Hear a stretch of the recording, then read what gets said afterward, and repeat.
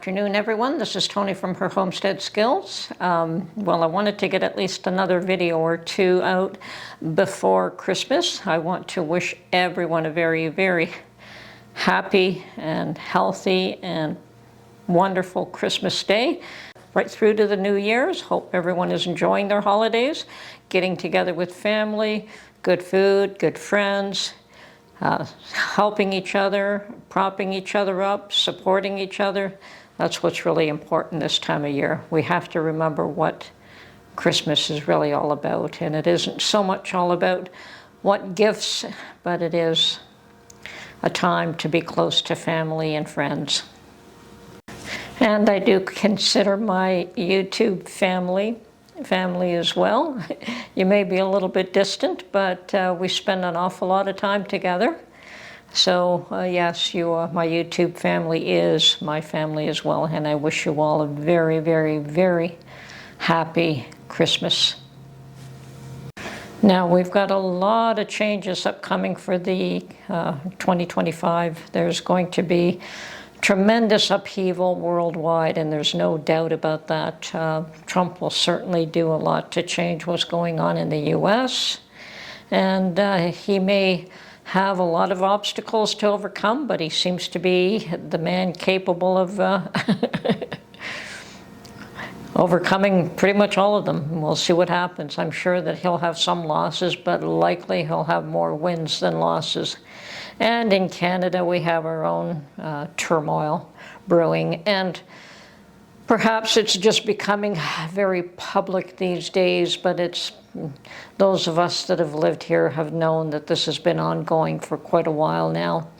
The trouble that we're facing here, the homelessness, the inability to be able to buy a house anymore, the rents are skyrocketing, food banks have, usage has doubled, and then some. They just can't keep up with the need. So yes, we do definitely have our own problems here. And we have the political turmoil because of it, and certainly Trump's win added to our own political turmoil, as many of you are probably aware, both in Canada and the U.S. and probably worldwide. I'm sure that there is, that Trump is causing political upheaval everywhere he looks and everywhere he turns. And nowhere is it felt more, I think, than with his own neighbors, Canada and Mexico, and for different reasons. But I think that Canada will have a new election pretty soon, I suspect. If I'm reading the tea leaves right, we will probably have a spring election, although we don't have to have one until October of 2025. I suspect that come February, March, there will be an election, and we're more than likely Mr. Pierre Poilievre will be our new Prime Minister. That's what the polls say today, that he is favored to win and to win a majority government, which means that he will have the ability to do pretty much what he wills.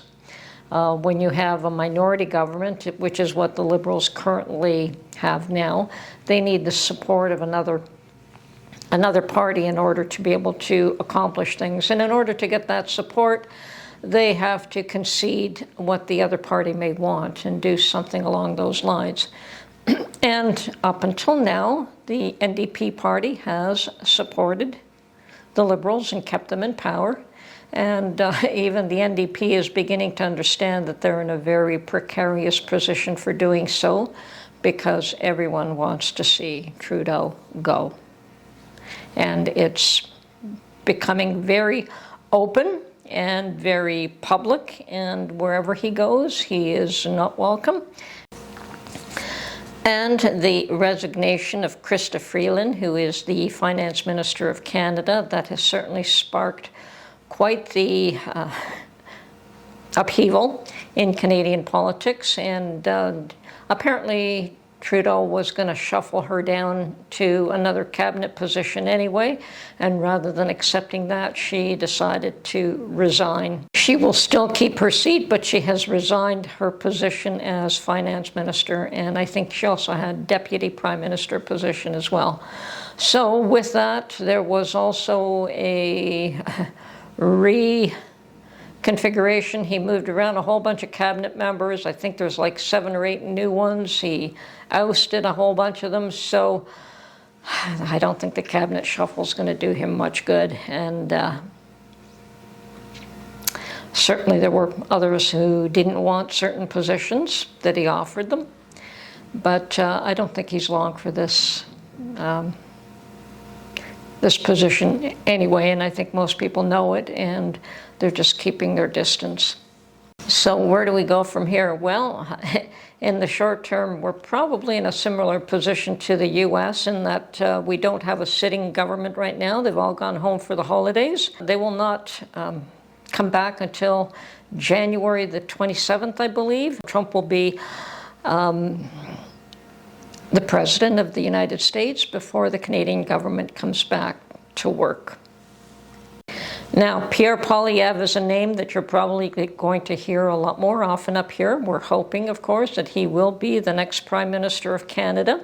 And he was the one individual of all the party leaders, and we have 4 main party leaders, 5 if you count the Green Party, but they've only got 1 seat, so 4 parties.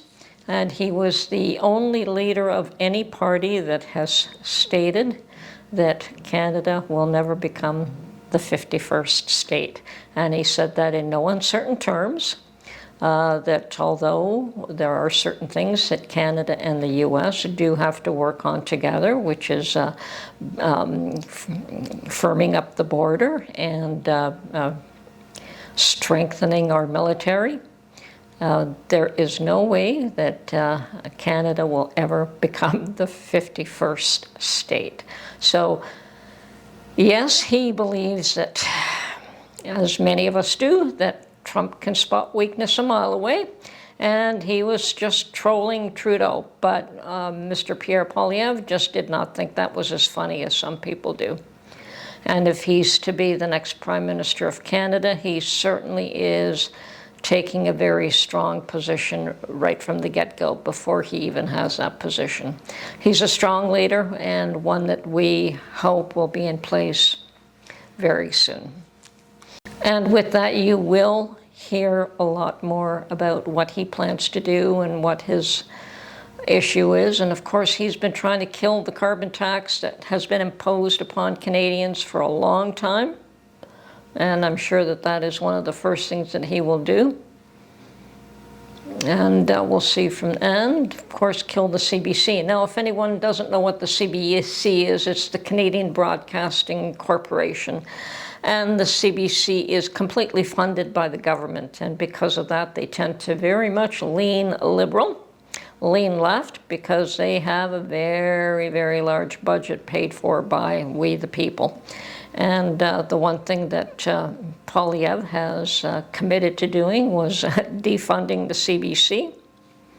And I think that that has been a long time coming, and that way we will have more of a freer media, not one that is beholden to the government that funds them.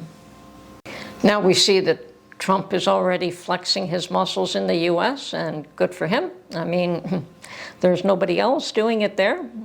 Same issue here. We have Poilievre flexing his muscles here, even though he has won nothing yet. He's still just the leader of the opposition. So, but it isn't difficult to see who the leaders of these countries are in both cases. And I suspect worldwide there's going to be more chaos, more turmoil, more changes. Well, let's all hope for a better new year. And I think everyone is much more hopeful than they have been in the past, both in the U.S. and in Canada.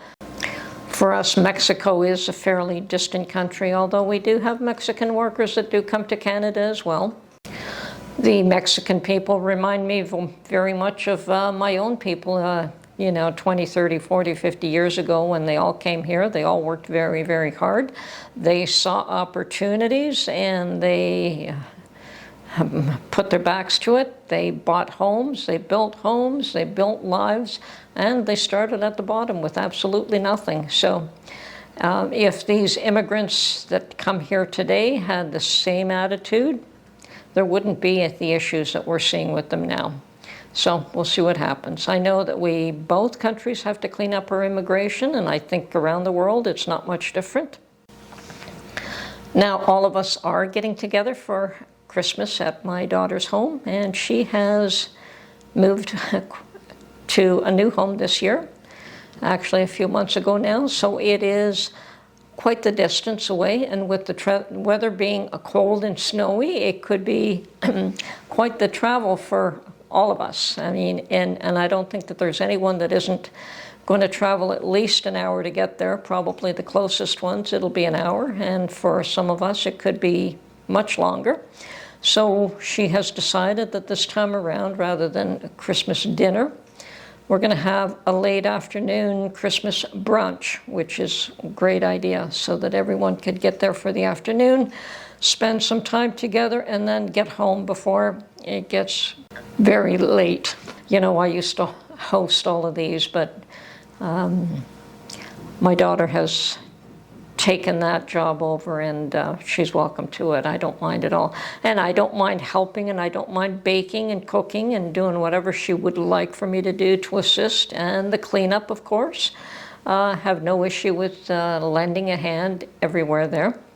But yeah, she has, I think, managed to get everyone to, everyone wants to bring something. Everyone wants to help. So she's allocated what she wants from certain people so that there isn't too much of one thing and not enough of another. And that way, and everyone gets to bring what they feel that they can contribute to the Christmas party. So we should have an awesome time. I'm looking forward to, as I say, to seeing all my grandbabies all together in one room. It doesn't happen very often. So anyway, perhaps we can all put politics aside for a few days, enjoy the Christmas break, and everyone stay safe. I know that there has been some issues in Europe, and we certainly don't want to see the same thing here. So stay safe, be aware of what's going on around you. Have a wonderful holiday, and we will try to put out another video before Christmas. Have a great one now. Talk to you soon. Bye-bye.